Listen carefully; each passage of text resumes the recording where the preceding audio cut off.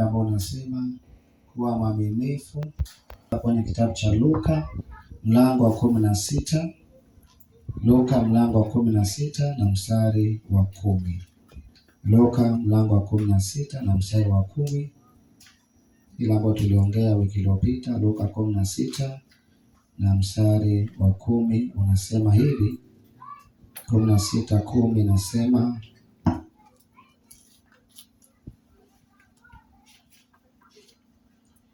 inasema aliye mwaminifu katika lililo dogo sana huwa mwaminifu katika lililo kubwa pia, na aliye dhalimu katika lililo dogo huwa dhalimu katika lililo kubwa pia. Bwana pia sifa. Alafu mstari wa 11 nasema basi kama ninyi hamkuwa waaminifu katika mali ya udhalimu, ni nani atakayewapa amana mali ya kweli? Na kama hamkuwa waaminifu katika mali ya mtu mwingine, ni nani atakayewapa iliyo yenu wenyewe? Bwana pesifa. Kwa hivyo hapo tunaona Yesu anaongea, anasema ya kwamba mtu aliye mwaminifu kwa madogo huwa mwaminifu kwa makubwa. Aliye mwaminifu kwa machache huwa mwaminifu kwa makubwa. Bwana ape sifa. Na aliye dhalimu kwa madogo, aliye dhalimu kwa dogo huwa dhalimu kwa kubwa. Kwa hivyo mtu hawezi sema ya kwamba mimi siko mwaminifu kwa hili kidogo, lakini ile siku nitapata kubwa nitakuwa mwaminifu. Ayende namna hiyo. Bwana basifa. Mtu ambaye ni mwaminifu kwa lile ambalo ni dogo, hata lile kubwa pia atakuwa mwaminifu. Bwana basifa. Na mara nyingi Mungu hutupima kwa vitu kidogo kidogo. Bwana basifa. Amen. Vitu kidogo kidogo tu, kazi kidogo kidogo tu, vitu kidogo hizo ndo Mungu anatupimia. Mkono na wakati tulishapongawa walikuwa nasema ya kwamba kule kanisani kwao wako na ile mtu akija kama ni mgeni. Wajua kuna vyeo vingi kanisani. Sasa nasema kwamba kitu ya kwanza wanampatia kazi ya kuosha choo. Wanampatia kazi ya kuosha choo. So iwapo kama hiyo kazi itamshinda, hiyo kazi ikimshinda inamaanisha kwamba hata hizo zingine zote hata asipokuwa mwaminifu kwa hiyo ya kuosha choo, inamaanisha kwa sababu kuna wengine wanataka tu labda kuje apewe labda elder ama apewe. So kitu cha kwanza wanampatia kazi ya kuosha choo. Bwana ape sifa. Wanampima na hiyo kidogo. Anaifanya akiangaliwa, akiona sari mzuri ndo anapewa zingine asimamie. Kwa hivyo mtu ambaye ni mwaminifu kwa lile ambalo ni dogo huwa mwaminifu kwa lile ambalo ni kubwa. Pia tulisoma, hatutasoma maana ni ndefu.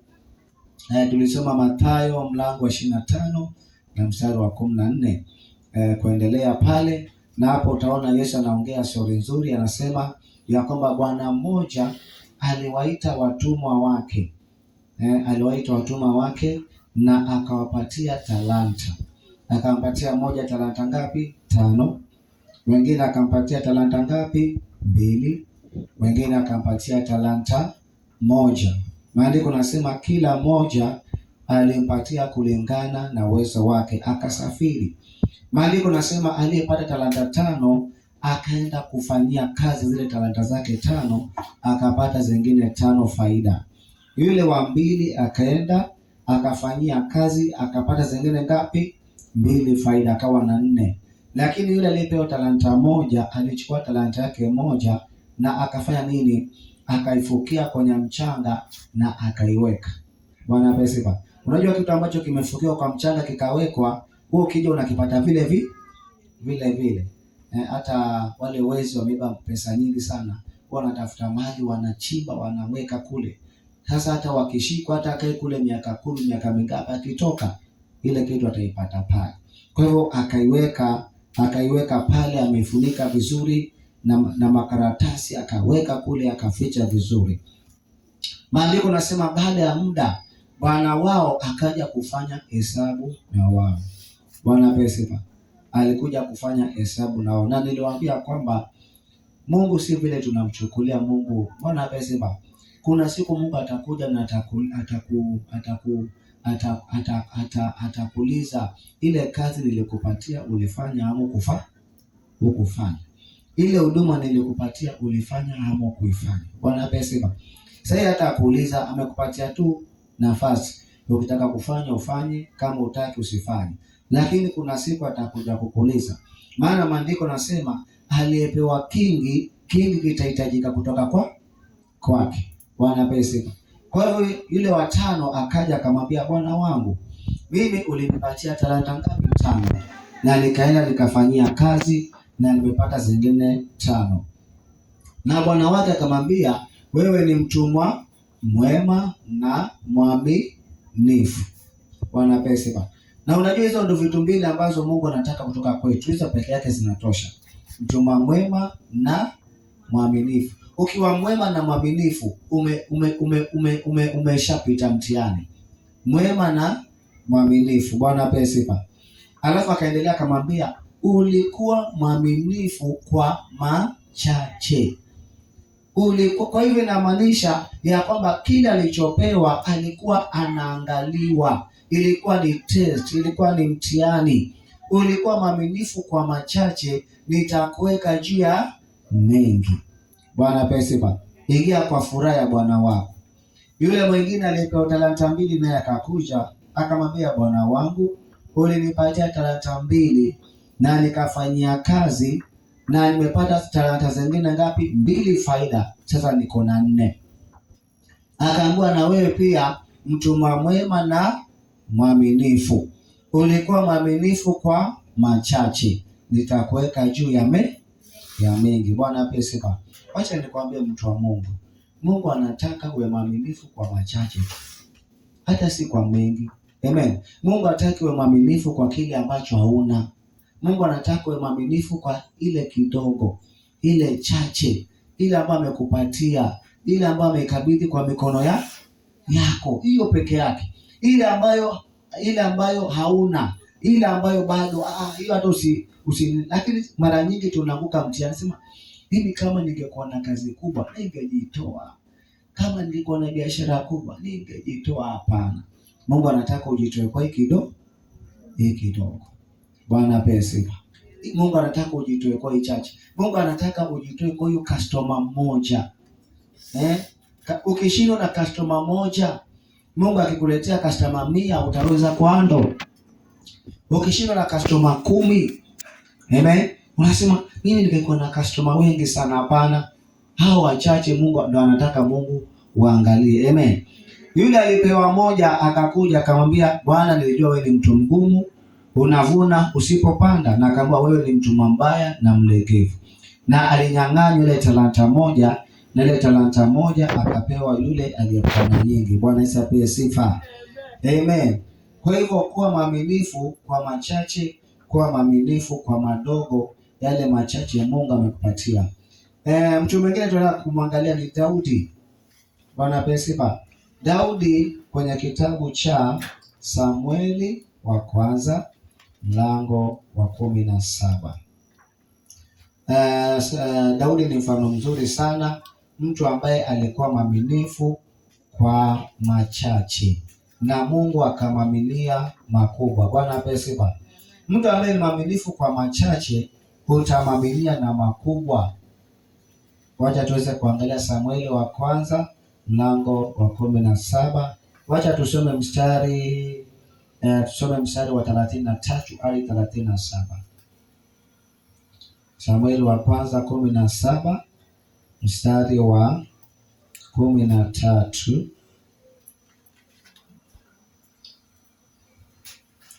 mstari wa 33 nasema hivi to 37.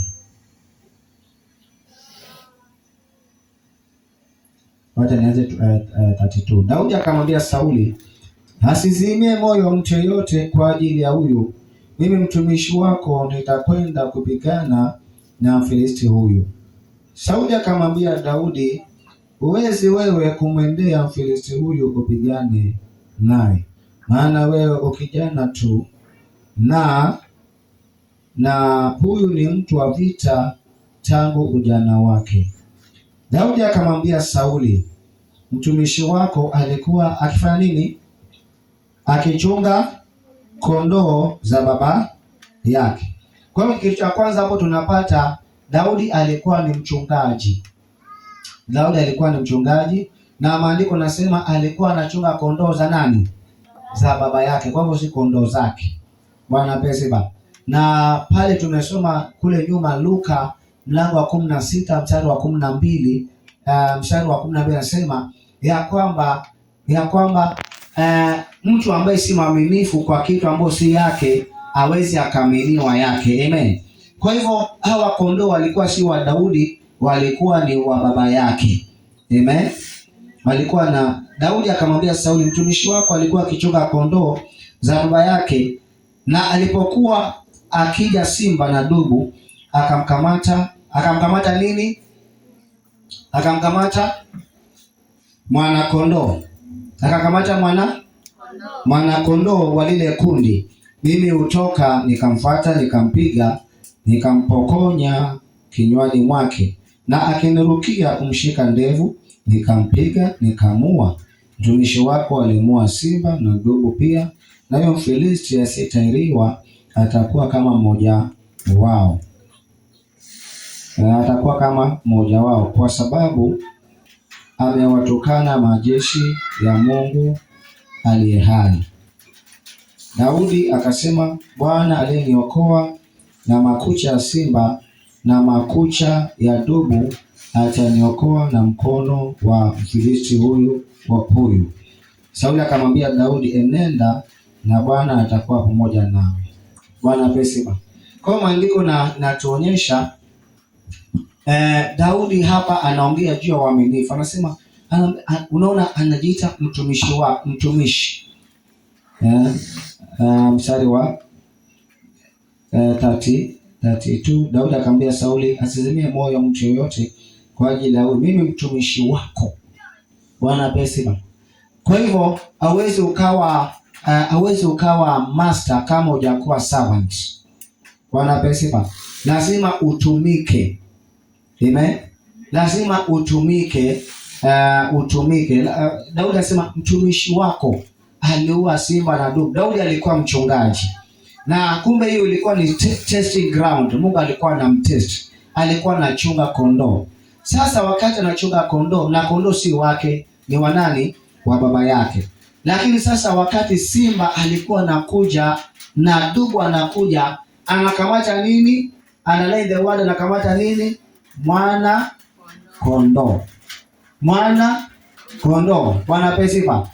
Hiyo ni mwana kondoo ni kadogo, si ndio? Bwana pesiba. Kwa hivyo Daudi angesema amekamata tu kama mwana kondoo. Hata angerudi kwa baba asema leo tu ni mwana kondoo, afanya nini? Simba alikamata kama mwana kondoo. Bwana pesiba. Lakini angalia Daudi kama mwana kondoo. Daudi anafuata simba kwa sababu ya kama mwana kondoo. Yaani kile kitu kidogo. Bwana pesiba. Kitu kidogo. Yaani Daudi anakuwa mwaminifu kwa kitu kidogo. Hata si kondoo, mwana kondoo. Anafuata simba, anaenda anampiga na anamtoa yule mwana kondoo kutoka kwa mdomo wake.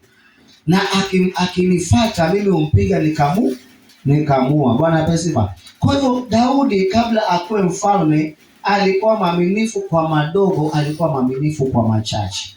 Bwana pesiba. Kama mwana kondoo tu. Amen. Mungu akaangalia akasema huyu ndo ninataka.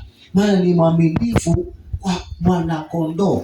Ni mwaminifu kwa kazi yake, ile kazi ya uchungaji. Ni mwaminifu kwa baba yake. Huyu ndo nataka nifanye kwa mfalme. Alikuwa mwaminifu kwa madogo, alikuwa mwaminifu kwa machache. Bwana pesiba. Amen.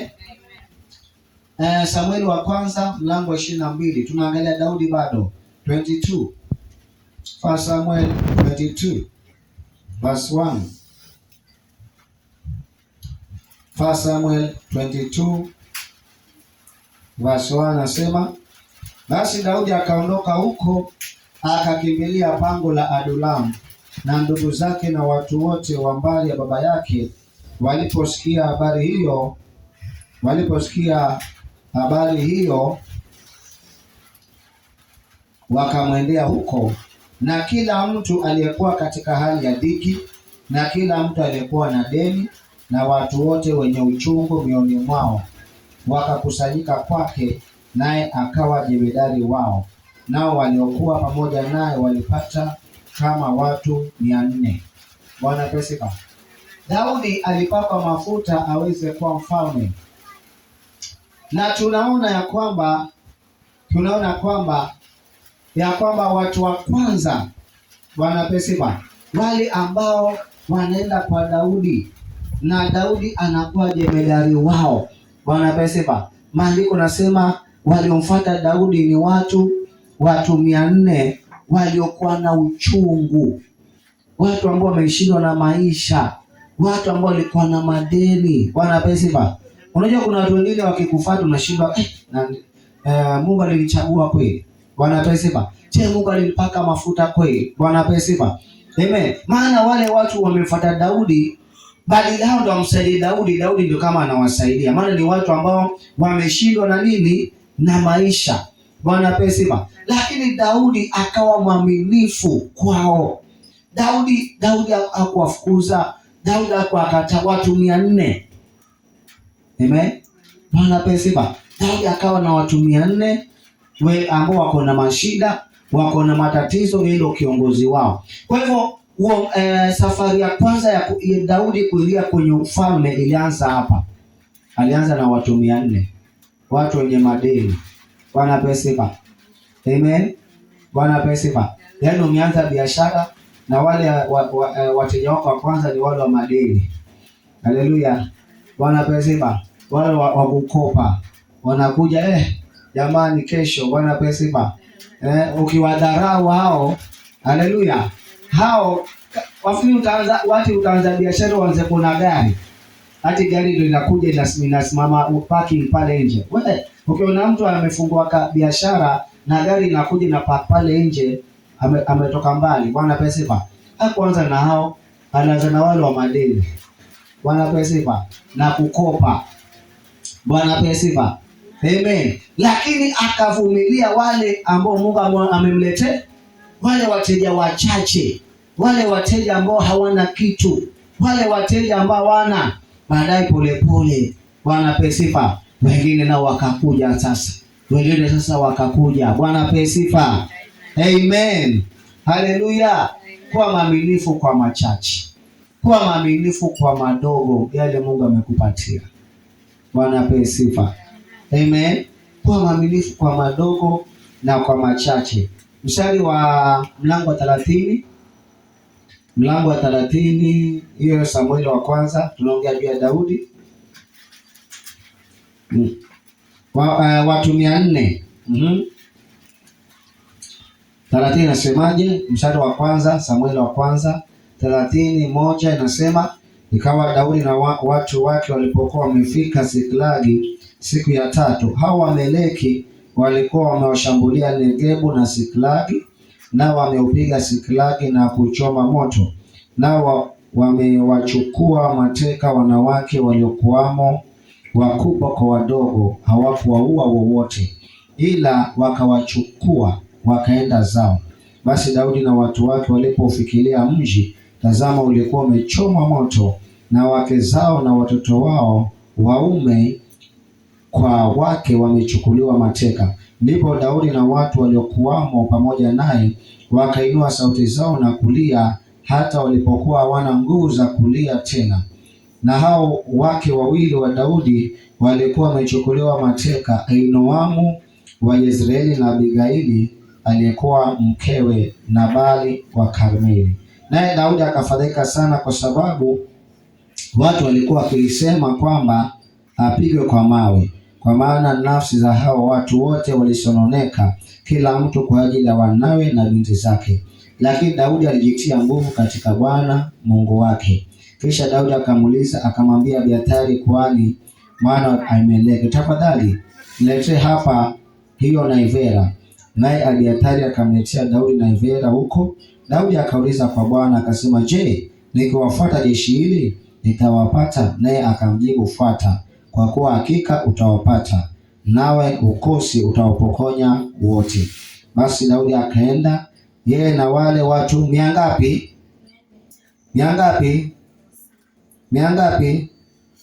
600 waliokuwa pamoja naye. Bwana pesa. Kwa hivyo ukiangalia sasa, Daudi alikuwa peke yake.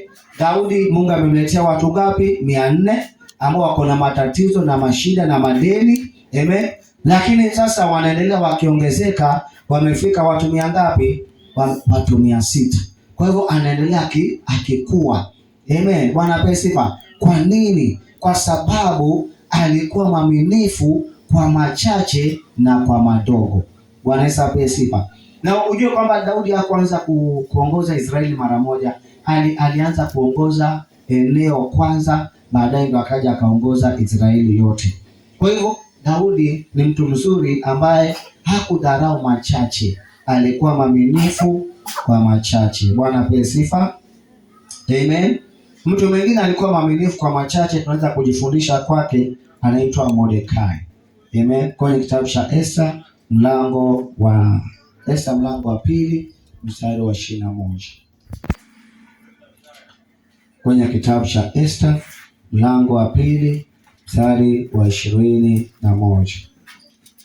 Esta mlango wa 2 kuanzia mstari wa 21.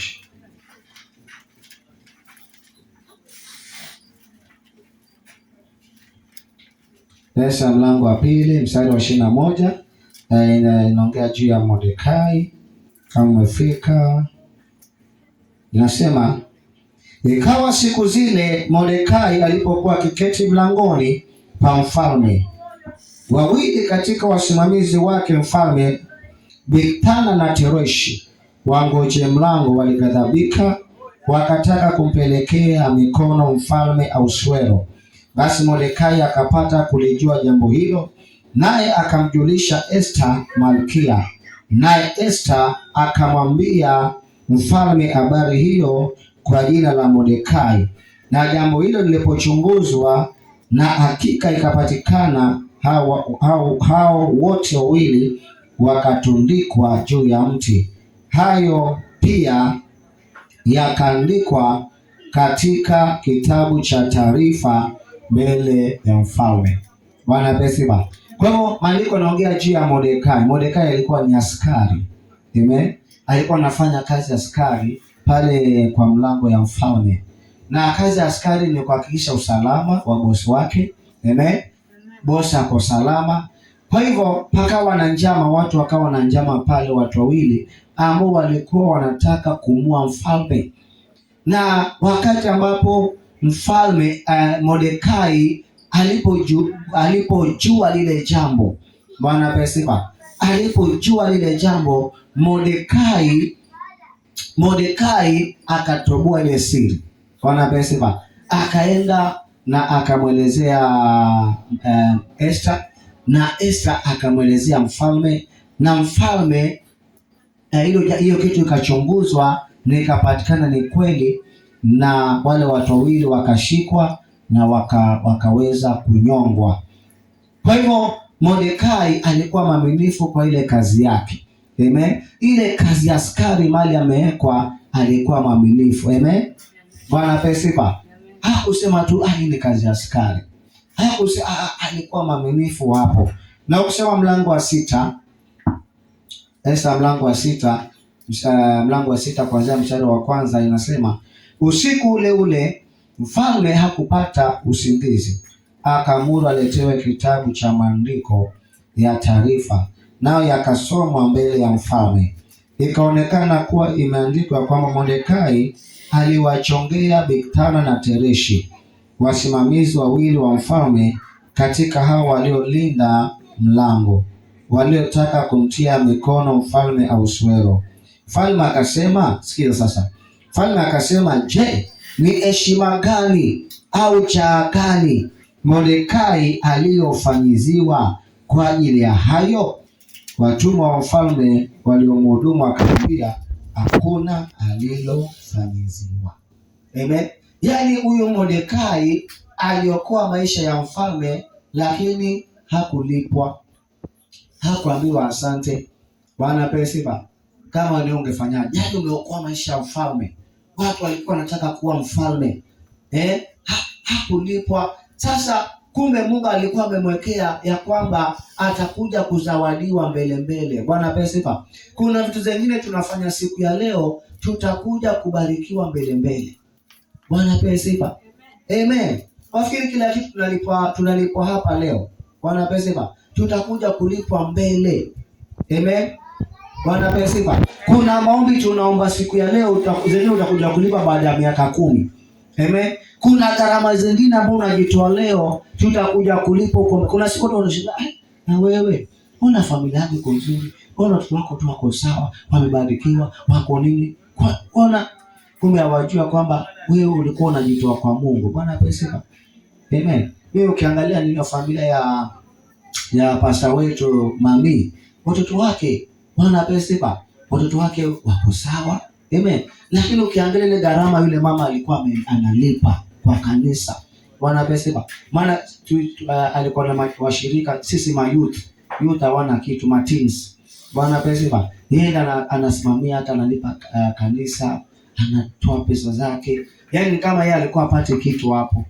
Bwana apewe sifa. Kama alikuwa anapata ni kidogo, alikuwa amejitolea. Siku ya leo ukiangalia watoto wake, Bwana apewe sifa, watoto wake wako sawa. Amen. Amen. Sasa Mordekai aliokoa maisha ya mfalme. Hii ilikuwa ni wajibu wake. Ilikuwa na kulipwa na kukasirika, lakini ilipofika wakati, maandiko yanasema mfalme alikosa usingizi. Amen. Mfalme alikosa usingizi. Na unajua kesho yake Mordekai anauliwa bado masaa tu, maana yule Naaman alikuwa anataka kuja apewe ruhusa amnyonge. Hiyo usiku mfalme anakosa usingizi. Anakosa usingizi. Anaita waandishi wake, hebu njooni. Hebu nisomeni yale mambo ambayo yanafanyika kwa ufalme wangu. Wanakuja wanamsomea, wanafika mali. Kuna mtu mmoja aliokoa maisha ya mfalme. Kulikuwa na njama ya kuwa mfalme, na huyo mtu akaokoa mfalme. Nani? Mordekai. Huyo mtu alilipwa. Hata mfalme mwenyewe amesahau. Yaani mtu aliokoa maisha yake naye mwenyewe amesahau. Huyo mtu alilipwa? Hapana, hakulipwa. Hakuna heshima alipewa. Masaa. Asubuhi ilipofika, yule mtu ambaye anataka kumua Mordekai amekuja, apewe ruhusa na huyo mfalme. Mfalme anamuuliza, je, yule mtu mfalme anampenda, atendewe nini? Anaona ni yeye, asema achukuliwe, avalishwe nguo ya mfalme, apewe farasi yule mfalme anampenda, azungushwe kila mahali. Bwana apewe sifa. Akaambiwa, nenda kafanyie Mordekai hivyo. Bwana apewe sifa. Mordekai alikuwa mwaminifu kwa machache. Kwa ile kazi yake ya mlangoni, ile kazi yake pale, kwa mwaminifu kwa ile kazi yako ya kufagia, kwa mwaminifu kwa ile kazi yako hiyo. Bwana apewe sifa. Kama unaosha magari, yani uwe mwaminifu pale. Si hati mtu akipewa gari kuosha magari vitu zinapotea. Bwana apewe sifa. Amen. Hapana, unakuwa mwaminifu kwa hiyo kazi yako mali Mungu amekuweka. Bwana apewe sifa. Amen. Siku moja huyo mtu atapeleka jina lako mbele. Unajua unafanya nani kazi? Amen. Kuna mtu atakuja kusema mtu fulani ni mzuri, ni mwaminifu. Naweza nikamwamini kwa nikampatia hata na zingine, maana yeye ni mwaminifu. Bwana apewe sifa. Amen. Wacha tuangalie Ruth. Bwana apewe sifa. Ruth alikuwa mwaminifu kwa machache. Haleluya. Bwana apewe sifa. Ruth alikuwa mwaminifu kwa machache. Wacha tuangalie Ruth. Kitabu cha Ruth kimejificha sana. Bwana apewe sifa. Baada ya Judges alafu unaenda kwa Ruth. Amen. Haleluya. Wacha tusome maana ni ndefu, nitaruka tu kidogo. Ruth, wacha tusome Ruth chapter 1 verse 6. Ruth chapter 1 verse 6 inasema hivi. Tungeanza mwanzo lakini kwa ajili ya hiyo masaa. Naomi na mume wake walitoka mahali panaitwa Bethlehemu wakaenda kwa nchi ya Moabu, maana kulikuwa na njaa. Walipofika kule watoto wa Naomi wakawa wasichana wa huko, wakawa Ruth na mwingine Orpa. Na sasa bahati mbaya mume wa Naomi akakufa, watoto wake pia wakafanya nini? Wakakufa. Sasa Naomi akasikia ya kwamba Bethlehemu Mungu ameitembelea na chakula. Verse 6. Ndipo alipoondoka yeye na wakweze ili kurudi kutoka nchi ya Moabu, maana huko katika nchi ya Moabu amesikia kwamba Bwana amewajilia watu wake na kuwapa chakula. Basi akatoka pale alipokuwapo wakweze wawili pamoja naye, wakashika njia ili kurudi mpaka nchi ya Yuda. Kisha Naomi akawaambia wakweze wawili, nendeni sasa mkarejee kila mmoja nyumbani kwa mamaye. Bwana na awatendee mema ninyi kama ninyi mlivyo watendea mema hao waliofariki, na mimi pia. Bwana na awajalie kuona raha kila mmoja nyumbani kwa mumewe. Kisha akawabusu na wakapata sauti zao wakalia. Wakamwambia, la sivyo, lakini tutarudi pamoja nawe kwa watu wako. Naye Naomi akasema, enyi wanangu, mrejee, kwani kufuatana na mimi? Je, mimi ninao watoto wa kiume tena tumboni mwangu, hata wawe waume zenu? Enyi wanangu, mrejee, nendeni zenu, kwa kuwa mimi ni mzee, siwezi kupata mume tena. Kama ningesema natumaini kama ningepata mume hata usiku huu na kuzaa watoto wa kiume, je, mngesubiri hata watakapokuwa watu wazima? Mngejizuia msiwe na waume? La sivyo, wanangu, maana ni vigumu kwangu kuliko kwenu, kwa sababu mkono wa Bwana umetoka juu yangu. Nao wakapaza sauti zao wakalia tena. Na Orpa akambusu mkwewe, lakini Ruthu akaambatana naye akasema, tazama, shemeji yako amerejea kwa watu wake na kwa Mungu wake. Basi urejee wewe umfuate shemeji yako. Naye Ruthu akasema, usinisii nikuache, nirejee nisifuatane nawe, maana wewe uendako nitakwenda, na wewe ukaapo nitakaa. Watu wako watakuwa watu wangu, na Mungu wako atakuwa Mungu wangu. Pale utakapokufa nitakufa nami, na papo hapo nitazikwa.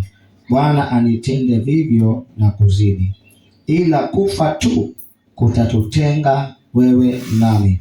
Basi alipomwona kuwa amekaza nia yake kufuatana naye, aliacha kusema naye. Bwana apewe sifa. Kwa hivyo ukiangalia hapa utaona, Bwana apewe sifa, ya kwamba Naomi anawaambia hapana, nendeni. Bwana apewe sifa. Anawaambia kwamba nendeni, mimi sasa sina, nimewaruhusu. Orpa anaenda, lakini Ruth anasema mimi sitakuacha, watu wako watakuwa watu wangu. Mahali ambapo utazikwa ndipo mimi nitazikwa. Haleluya. Ni kifo tu kitatutenga na wewe. Amen. Bwana apewe sifa. Huyu ni mtu mwaminifu ama si mwaminifu? Bwana apewe sifa. Huyu ni mwaminifu ama si mwaminifu? Bwana apewe sifa. Amen. Haleluya. Huyu ni mtu ambaye ni mwaminifu. Amen. Sasa huyu ambaye anaitwa Naomi ndo alimfanyia Ruth mpango akampata Boaz. Bwana apewe sifa. Yeye alimfanya Boaz ni nani? Chapter 2. Chapter 2 verse 1. Ruth chapter 2 verse 1. Basi huyo Naomi alikuwa na ndugu ya mumewe. Ndugu ya mumewe mtu mkuu mwenye mali wa jamaa yake Elimeleki, na jina lake aliitwa Boaz. Kwa hivyo Boaz ni ndugu ya Naomi. Bwana pesifa. Basi huyo alikuwa ni ndugu ya mumewe ambaye shemeji yake na Naomi. Bwana pesifa. Na alikuwa na mali, alikuwa na pesa. Bwana pesifa. Amen. Sasa angalia mlango wa 3. Ruth, Naomi ndo anafanyia Ruth mpango. Amen. Chapter 3. Ruth chapter 3 from verse 1 to 5. Kisha Naomi akamwambia mkwewe, je, mwanangu, si vizuri nikutafutie raha? Amen. Si vizuri nikutafutie raha ili upate mema? Basi na huyu Boazi, je, siye wa mbari yetu, ambaye ulikuwapo pamoja na wasichana wake? Tazama usiku wa leo, angalia anamwambia, tazama usiku wa leo atakuwa akipepeta shairi pale ugani. Basi wewe oga, ujipake mafuta, ujivike mavazi yako, kisha uende kwenye uga, walakini usijionyeshe kwake mtu yule, ila atakapokwisha kula na kunywa, nayo itakuwa wakati atakapolala, utapangalia mahali alalapo, nao ingie uifunue miguu yake, ujilaze hapo, na yeye atakwambia utakalofanya. Akamwambia, hayo yote unenayo mimi nitayafanya. Bwana pesifa. Sasa Naomi anamfanyia Ruth mpango. Bwana pesifa. Mtu ambaye unaweza fanya mtu mbaya mpango kweli? Bwana pesifa. Si hawezi, sio? Haleluya. Labda uko na dada yako, labda uko na mtu wako. Unajua unaweza kuona mtu ambaye si mzuri ukamfanyia mpango kweli? Bwana pesifa. Hawezi, si ndio? Kwa hivyo huyu Naomi amefurahishwa na Ruth. Amefurahishwa, anaona ni mwaminifu. Anasema wewe sasa, wacha nikutafutie raha. Maana alikuwa mwaminifu kwa machache. Amen. Na anataka ampatie Boaz ili kwamba Boaz aweze kumoa. Ruth alikuwa mwaminifu kwa ile machache Mungu alimpatia. Bwana Yesu apewe sifa. Amen, watu wa Mungu. Amen. Mungu anasema siku ya leo, kuna watu Mungu anataka kuwainua katika maisha yao, lakini hata kwa lile chache si waaminifu. Amen. Unasema Mungu naomba unibariki, Mungu naomba uniinue, Mungu naomba, lakini hata ile ndogo wewe si mwaminifu, hata ile chache wewe si mwaminifu. Hasa ile kubwa Mungu atakuamini na ile kubwa namna gani? Na hata ile kidogo wewe si mwaminifu, hata ile chache wewe si mwaminifu. Amen. Kuna mtu mmoja ananipendeza sana kwenye kitabu cha Judges. Tuweze kuangalia Judges, kwenye kitabu cha Judges chapter 17. Judges chapter 17 from verse 7 to 13. Tutarukaruka 7 to 13. Judges 17, 7 to 13 sema, alikuwapo mtu mmoja Hirimu aliyetoka Bethlehemu Yuda, wa jamaa ya Yuda, aliyekuwa ni Mlawi, naye akakaa huko hali ya ugeni. Mtu huyo akakaa huko hali ya ugeni. Mtu huyo akatoka katika huo mji katika Bethlehemu Yuda, ili aende kukaa hali ya ugeni hapa atakapoona mahali. Akafikiria nchi ya vilima vya Efraimu katika safari yake, hata nyumba ya huyo Mika. Mika akamuuliza, watoka wapi wewe? Akamwambia, mimi ni Mlawi wa Bethlehemu Yuda, nami naenda katika hali ya ugeni popote nitakapoona mahali. Mika akamwambia, kaa pamoja nami, uwe kwangu baba, tena kuhani, nami nitakupa fedha 10 mwaka kwa mwaka, na nguo ya kuvaa na vyakula. Basi huyo Mlawi akaingia ndani. Huyo Mlawi aliridhika kukaa na mtu huyo. Kisha huyo Irimu akawa kwake kama wanawe mojawapo. Basi Mika akamweka wakfu huyo Mlawi huyo Irimu, naye akawa kuhani wake, akakaa nyumbani kwa Mika. Ndipo Mika akasema, sasa najua ya kwamba Bwana atanitendea mema, kwa kuwa nina Mlawi kuwa kuhani wangu. Amen. Huyu ni kuhani, huyu ni Mlawi. Walawi ni watu ambao Mungu alikuwa amewachagua, kazi yao ni kutumikia Mungu tu. Bwana pesifa. Sasa Mlawi, maandiko nasema ya kwamba alitoka mahali panaitwa Bethlehem. Sasa akawa anatembea, yeye anatembea tu. Sasa wakati alikuwa anatembea, maandiko nasema ya kwamba akafika kwa nyumba ya Mika. Alipofika kwa nyumba ya Mika, Mika akamuuliza, umetoka wapi? Akasema, mimi natembea tu, popote pale nitakapofika. Haya. Mika akamwambia, basi njoo kwangu, njoo uweze kuwa kuhani wangu, mimi nitakulipa. Bwana pesifa. Makuhani wanalipwa. Bwana pesifa. Haleluya. Bwana pameni kidogo watu wa Mungu. Makuhani wanafanya nini? Wanalipwa. Akamwambia, si hapa Biblia, akamwambia njoo nitakulipa. Amen. Nitakulipa nguo, nitakulipa na vitu. Na yule mtu akaingia. Huyu mtu alikuwa kuhani wa watu wangapi? Alikuwa kuhani wa watu, alikuwa na washirika wangapi? Washirika wake ni wangapi? Si ni Mika ndiye amemwajiri. Bwana pesifa. Amen. Ni Mika, kwa hiyo alikuwa kuhani wa nyumba ya Mika, si ndio? Bwana pesifa. Alikuwa kuhani wa nyumba ya Mika. Wacha tusome chapter 18. Chapter 18, 17 to 20. 18, 17 to 20. 18, 17. 18, 17.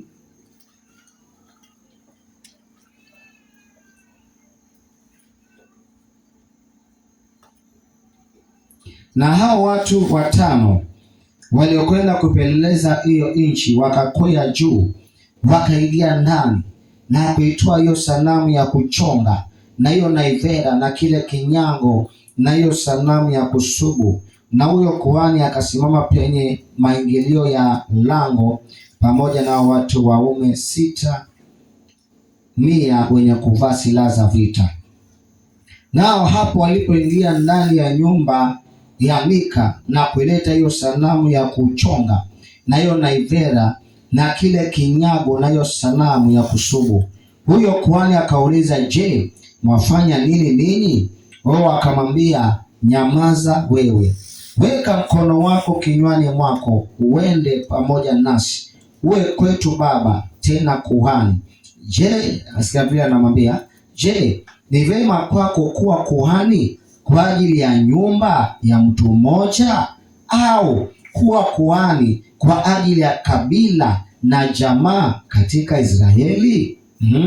Huyo kuhani moyo wake ukafurahi, naye akaitoa hiyo naivera na kile kinyago na hiyo sanamu ya kuchonga, akaenda katikati ya hao watu. Amen. Bwana pesifa. Hapa hii story tunaona Mika alitengeneza kinyago ya sanamu. Akapata huyu Mlawi akakuja akamwajiri, akawa pamoja naye. So kuna kabila inaitwa kabila ya Dan, ni one of the tribes of Israel, kabila ya Dan. Sasa hawa walikuwa hawana inheritance, hawana shamba mahali. So wakawa wanaenda mahali, wakatuma watu 5 waende wachunguze mji unaitwa Laisha, waende wauchunguze. So walipokuwa wanaenda usiku, wakaenda kwa nyumba moja karibu na hii ya Mika. Sasa usiku wakasikia sauti ya huyo kuhani, maana alitoka kule Bethlehem. Wakasema, huyu si lile sauti ya yule mtu wa Mungu. Wakaenda kwake, kwa watu 5, wakamuuliza, sisi tunaenda safari, tunaenda kuchunguza yule mji fulani, si utuombee kwa Mungu? Akamwambia, nendeni na Mungu aongoze, awe pamoja na nyinyi. na nyinyi. So wakaenda wakachunguza ile nchi ya Laisha, wakaichunguza wakamaliza. Halafu wakarudi kwa watu wao wa Dani. Walipoulizwa wakaambia twendeni. Wale watu hata wamekaa ovyo, hawana security, hawana chochote, twendeni. Wakachukua watu 600 sasa, wakaenda. Wale 500 na 600 wakaenda. Walipoenda wakafika kwa ile nyumba ya Mika pale. Walipofika pale wakachukua ile kinyago na ile naivera. Sasa yule kuhani akauliza, mnafanya nini? Ndio akamwambia, wewe Bwana unataka kuwa kiongozi wa nyumba ya mtu mmoja ama kabila? Njoo uweze kuwa uwe kuhani wa kabila nzima badala ya nyumba moja. Sasa akaambatana pamoja na wao. Amen. Huyu mtu nampenda kwa sababu kwanza alikuwa mwaminifu, alikuwa mchungaji wa nyumba moja. Amen. Baadaye Mungu akamweka mchungaji wa kabila nzima. Mstari wa 30 inasema hivi. Hiyo Judges 18:30. Judges 18:30 nasema, kisha wana wa Dani wakajisimamishia hiyo sanamu ya kuchonga. Na Yonathani, sasa huyo ndio tunaongea juu yake. Na Yonathani mwana wa Gershomu, mwana wa Musa, yeye na wanawe walikuwa ni makuhani katika kabila ya Wadani hata siku ya kuchukuliwa mateka hiyo nchi. Amen. Kwa hivyo huyu mtu ambaye anaitwa huyo Mlawi anaitwa Yonathani, Mungu alimtoa kuwa kuhani wa nyumba moja na Mungu akafanya kuwa kuhani wa kabila nzima. Bwana pesifa. Kwa nini? Kwa sababu hakuweza kudharau, alikuwa mwaminifu kwa machache yale Mungu amempatia. Bwana pesifa. Amen. Haleluya. Mtu mwingine ni Joseph, hatutasoma kwa ajili ya time, na unaweza kuandika Genesis 39 from verse 1 to 9. Bwana pesifa. Joseph wakati alikuwa pale anafanya kazi kwa Potifa. Bwana pesifa. Mke wa Potifa alikuwa anataka kwenda naye, na Joseph akamwambia mimi siwezi. Amen. Haleluya. Kwa nini? Maana Joseph akamwambia mimi yule boss amenipatia kazi, na mimi ameweka kila kitu kwa mikono yangu isipokuwa wewe. Amen. Alikuwa mwaminifu. Na ukiangalia Joseph alikuwa mwaminifu. Ukiangalia 37 verse 14. Baba yake alikuwa na mamini. Anaambia nenda kaangalia ndugu zako. Alikuwa analeta zile habari mbaya. Kwa hivyo Joseph alianza kuwa mwaminifu akiwa mdogo. Amen. Bwana pesifa. Hasa hapa tunaona kwamba mke wa Potifa anataka kwenda naye, anasema hapana. Amen. Anasema hapana, mimi Potifa boss amenipatia kila kitu isipokuwa wewe. Amen. Huyo ni mtu mwaminifu. Alipokuwa hivyo, Mungu akaona huyu hata nikimfanya awe mkubwa, kwa maana ni mwaminifu kwa machache. Alionyesha uaminifu wake. Bwana apewe sifa. Ngoja niweze kuangalia mtu mmoja tumalize, ambaye hakuwa mwaminifu kwa machache. Kwenye kitabu cha 2 Kings chapter 5.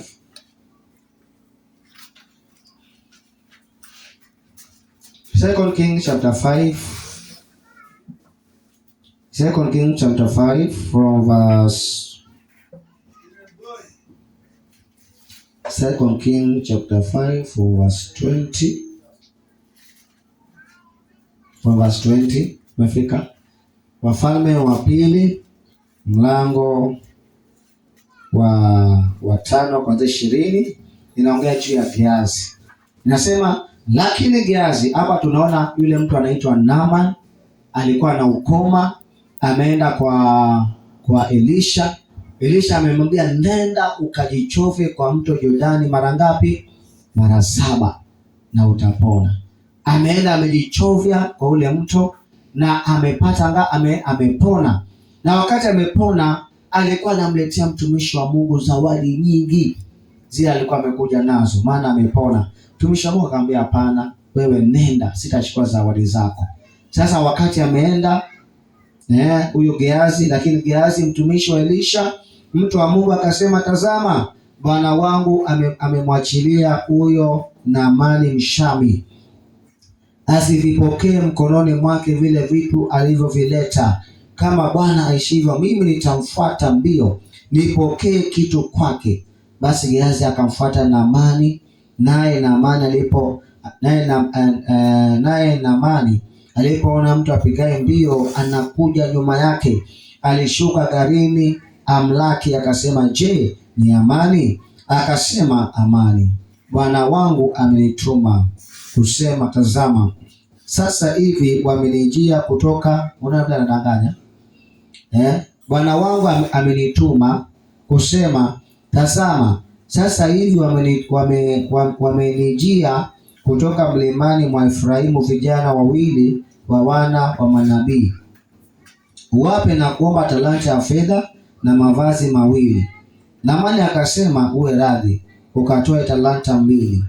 Akamshurutisha, akafunga talanta 2 za fedha ndani ya mifuko miwili na mavazi mawili, akawatwika watumishi wake wawili, nao wakayachukua mbele yake. Naye alipofika kilimani, alivitwaa mikononi mwao, akaviweka nyumbani, akawaacha wale watu kuondoka, nao akaenda zao. Lakini yeye akaingia, akasimama mbele ya bwana wake. Elisha akamwambia, watoka wapi?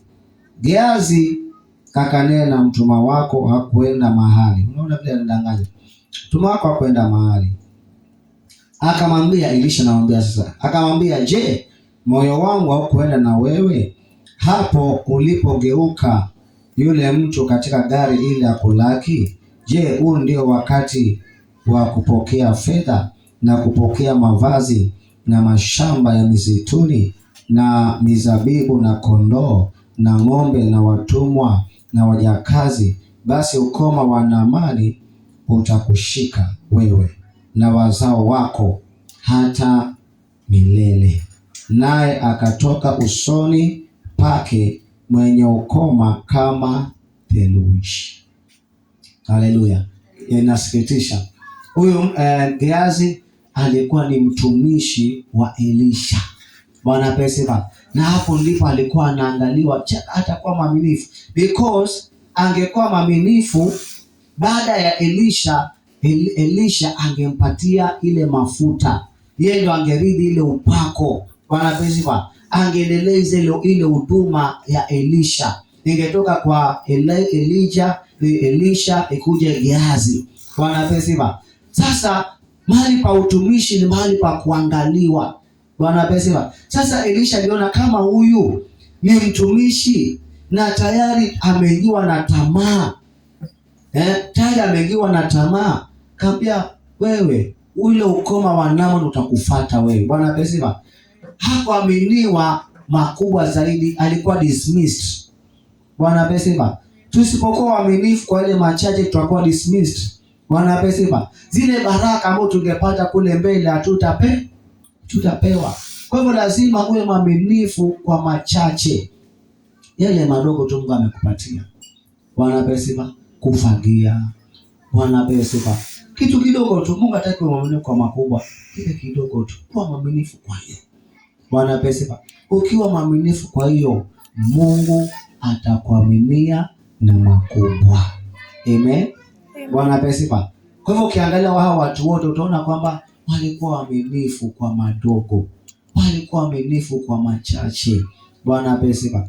Ukiangalia sana hata watumishi wa Mungu wale Mungu amewainua, utaona wengine wakikuonyesha zile picha zao za kitabu, mahali wametoka mbali, si ndio? Walikuwa chini, lakini walikuwa waaminifu kwa lile chache na ile madogo. Mungu akawabariki, Mungu akawainua.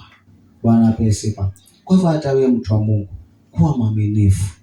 Amen. Kwa ile machache Mungu amekupatia, kuwa mwaminifu kwa huduma. Hata kwa kutoa fungu la 10, kuwa mwaminifu kwa machache. Kuna yule huyu MCA wa Mikindani alikuwa anatuambia kabla hajakuwa MCA, yeye ni pastor. Sasa alikuwa anatuambia yeye aliposikia mambo ya fungu la 10, yeye alikuwa anasema kwa alikuwa anatoa fungu la 10 shilingi 5. 5 shillings. Imagine. Yaani yeye katika pesa yake yote amepata shilingi 50. Anachukua shilingi 5 anaweka kwa bashi. Si yeye na Mungu wake. Bwana sema. Na amesema akaendelea. Sasa mpaka amefika sasa anataka ubunge sasa. Anataka ubunge. Bwana pesa. Kwa mwaminifu kwa machache. Kwa mwaminifu kwa madogo. Bwana pesa. Kama huduma yako umewekwa wewe wa kutengeneza hapa, kutengeneza kanisa, kwa mwaminifu kwa hiyo kidogo. Mungu hataki uwe mwaminifu kwa makubwa. Bwana pesa. Na tukiwa hivyo Mungu anatubariki, Mungu atatuinua. Amen. Mara nyingi tumefail kwa sababu hata kwa yale machache hatujakuwa waaminifu. Mungu atusaidie tuweze kuwa waaminifu kwa machache.